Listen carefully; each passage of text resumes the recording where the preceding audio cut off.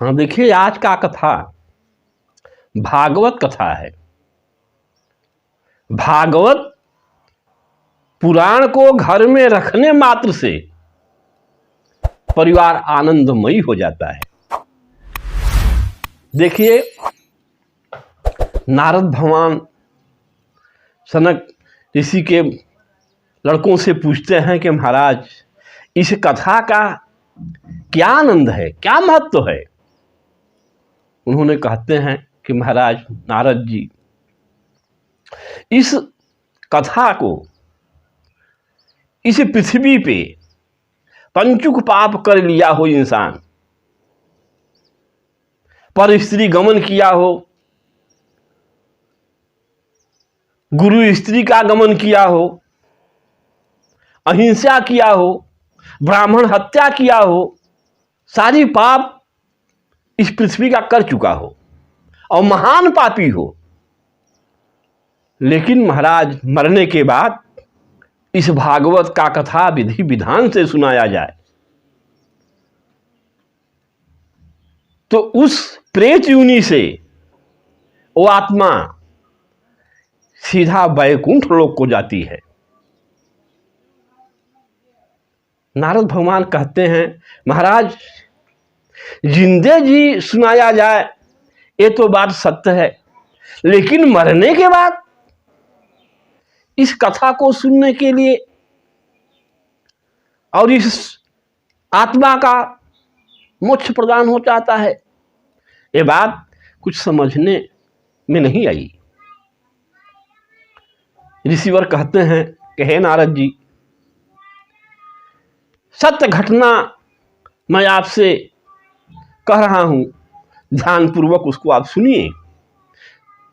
भूतकाल में एक तुंगभद्रा नदी के किनारे एक ब्राह्मण रहते थे और वो ब्राह्मण बहुत सदाचारी,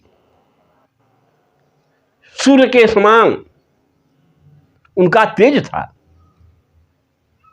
धन धाम से भरे हुए थे, सदाचारी ब्राह्मण थे और उनकी पत्नी धुंधली थी, देखने में अति सुंदर, लेकिन महाराज वह औरत क्रूर थी, झगड़ालू थी, प्रपंच में उसका बहुत ज्यादा मन लगता था। महल्लों को के औरतों को बुला ले, देश का प्रपंच चालू कर दे और उसमें उसको बहुत आनंद आता था। दोनों प्राणी सुख से रहते थे, धन धान से भरे हुए थे, लेकिन दुखद घटना यह थी कि महाराज उनको कोई संतान नहीं था, संतान विहीन थे। संयोग की बात कि जो गऊ खरीद के ले आए आत्मदेव महाराज, इनके यहां आने के बाद कोई बच्चा वो न दे, आंगन में तुलसी का वृक्ष लगाएं और बहुत सेवा करें उसका, रोज सींचे, लेकिन 2-4 दिन में सूख जाए। बाजार से जो फल खरीद के ले आए एक दिन में ही सड़ जाए। बगल से गांव वाले कोई आए और उनके ऊपर और कृपा कर दे, कहे महाराज ये जो आप गऊ ले आए हैं इसका बच्चा नहीं होता है। कहे क्या करें सरकार, हम तो इसका बहुत सेवा करते हैं, लेकिन अब ईश्वर को नहीं मंजूर है तो हम क्या करें।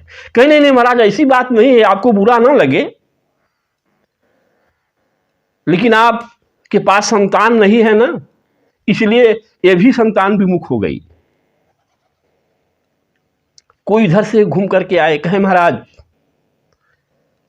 आप एक कल ही तुलसी का वृक्ष लगाए हैं, आज तो सूख गया। कहें क्या करें साहब, मैं तो बहुत जल देता हूं, बहुत सेवा करता हूं। कहें महाराज आपके हाथ से जल पा करके ये सूख गया।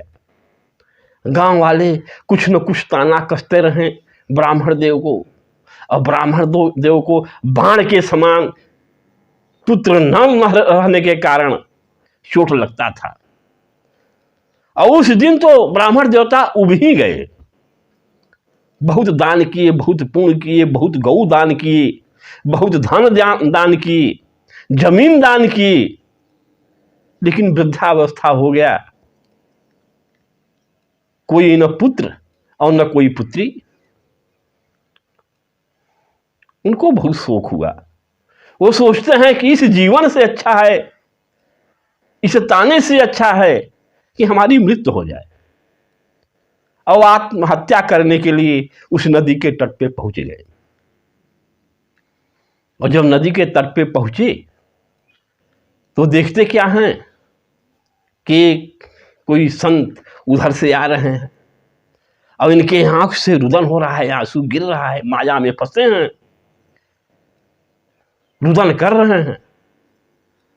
लेकिन जब वो ब्राह्मण आते हैं, उनको रोते बिलखते देखते हैं तो कहते हैं, ब्राह्मण देवता आप क्यों चिंतित हैं, क्यों रो रहे हैं आप, बताइए क्या बात है। ब्राह्मण देवता जब उनको देखे तो और रोने लगे।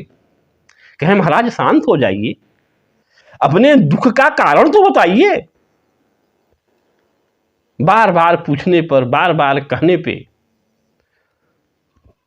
आत्मदेव महाराज कहना शुरू कर दिए। कहे महाराज मैं पुत्र के शोक से दुखी हूं। ईश्वर ने मुझे सब कुछ दिया है, सब भरा पड़ा है, लेकिन पुत्र, कोई पुत्र नहीं है, इसी का मुझे कष्ट है। कहे महाराज पुत्र से किसको सुख हुआ है। राजा सगर को देखिए, 60,000 पुत्र थे, लेकिन कौन सा सुख प्राप्त हुआ उनको। महाराज पुत्र से सुख नहीं होता, संत बन जाओ। फिर ब्राह्मण देव कस के रोने लगते हैं। तब उनके लीलार पे वो देखते हैं, और जब लीलार पे देखते हैं तो कहते हैं महाराज आपके मस्तक का रेखा ये बता रहा है कि 7 जन्म तक आपको पुत्र की प्राप्ति नहीं है। महाराज इस माया मोह को छोड़ दीजिए, संन्यास ले लीजिए, साधु बन जाइए, उसी में कल्याण है। आत्मदेव महाराज कहते हैं कि अपना दुख गर्ज लेकर किसी संत के पास जाइए। तो दुख निवारण न करके प्रवचन देने लगते हैं। कहें महाराज वो गृहस्थ कौन जिसमें पुत्र न हो, वो धन कौन जिस धन में पुत्र न हो। पुत्र से ही गृह के शोभा बढ़ावत हैं, और पुत्र से ही पितृगण अन्न जल पावत हैं। मरने के बाद हम मुझको पिंडदान कौन करेगा। इसलिए हे नाथ, हे प्रभु, आप जैसे संत अगर संत चाह लेंगे तो अनहोनी को होनी कर देंगे,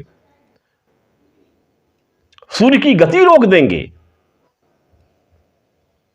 इसलिए हे प्रभु मुझे पुत्र की प्राप्ति करिए, और नहीं तो मैं आपके इस चरणों पे शोकाकुल होकर के अपना प्राण त्याग दूंगा। संत जी सोचते हैं ब्राह्मण मानने योग्य है नहीं, ये मानेगा नहीं।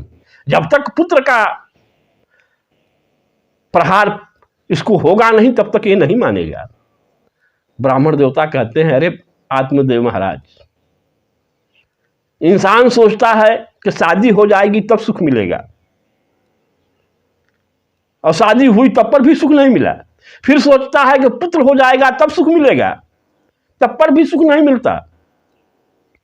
फिर सोचता है कि वृद्ध हो जाऊंगा तो हमारा पुत्र मुझे सेवा करेगा, लेकिन महाराज ऐसा होता नहीं है, ठीक उल्टा होता है। इस संसार में कोई सुखी नहीं है, सब अपने अपने दुख से पीड़ित है। धनहीन कहे धनवान सुखी, धनहीन कहे धनवान सुखी, और धनवान कहे सुख राजा को भारी। राजा कहे महाराजा सुखी, राजा कहे महाराजा सुखी, महाराजा कहे सुख इंद्र को भारी। इंद्र कहे चतुरानन सुखी, इंद्र कहे चतुरानन सुखी, चतुरानन कहें सुख विष्णु को भारी। तुलसी यस जानी बिचारी कहें, तुलसी यस जानी बिचारी कहें, हरि नाम बिना सब जीव दुखारी।